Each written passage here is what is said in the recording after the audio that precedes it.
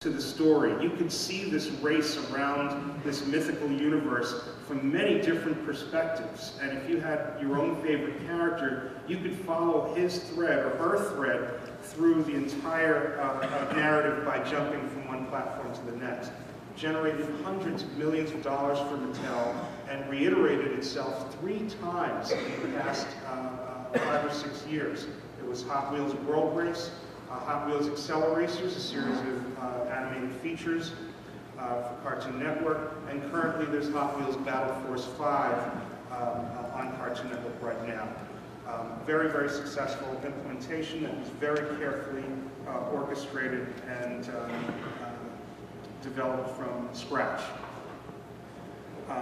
Around all of this, you want to make sure that your audience is participating, that they're posting, they're forwarding and sharing, publicly rating content. This goes up as a kind of scale to the point where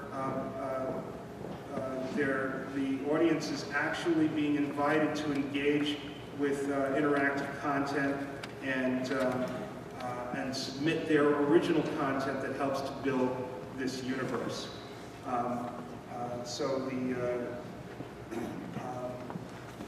the real holy grail in transmedia for me, which is leading us into the future, is the notion of user-generated content that actually can be included as canon.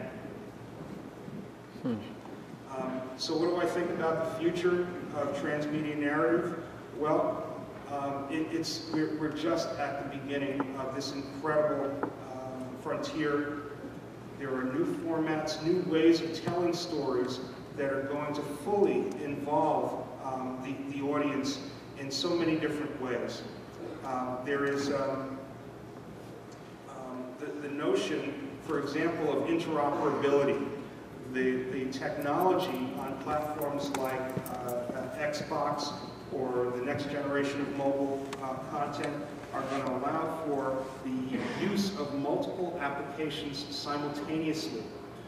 They're going to allow for full telecommunication with anybody in the world and with the characters simultaneous to the unfolding of the narrative. So you will be immersed in this world and talking to your friends and talking to the characters and being taken through a video narrative that will suddenly flip into a video game narrative.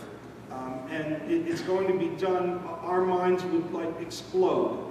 But that 12-year-old is going to just flip right into it and flip into the next, and then pull up something on the web that's going to help him solve a problem in the game, and then sit back and pause while the narrative occurs. The narrative will then stop and invite him to contribute what happens in the next few seconds in any way he chooses. It could be a poem, a song, video that he goes out and shoots himself, and some of that best stuff will be taken in by the narrative as canonical.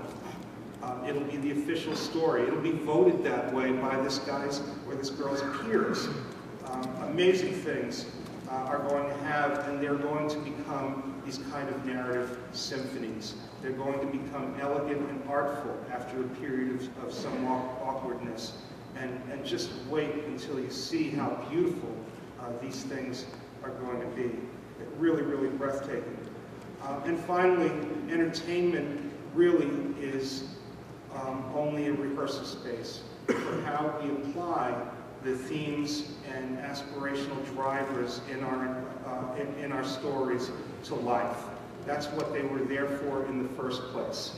The shaman, the writers of biblical canon were really trying to teach us lessons that we could apply to our everyday lives. And that's what transmedia narrative is doing right now in Star Wars and so forth.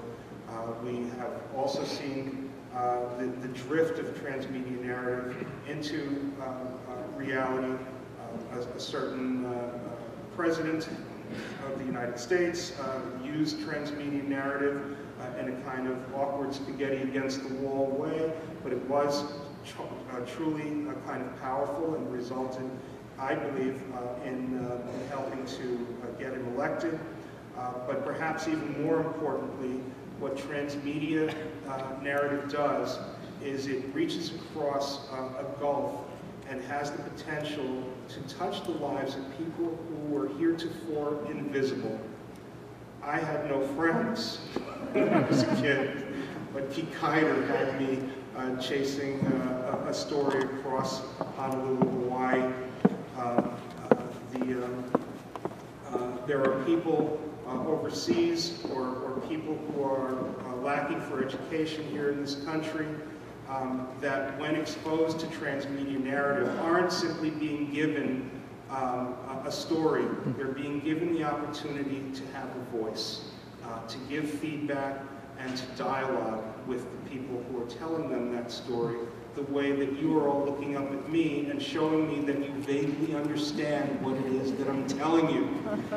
This is so important, people. So you're going to see transmedia impact the world and perhaps even contribute to a lasting peace, which is something that I think we all yearn for so much. And from there, a foundation for successful transmedia implementation has been established.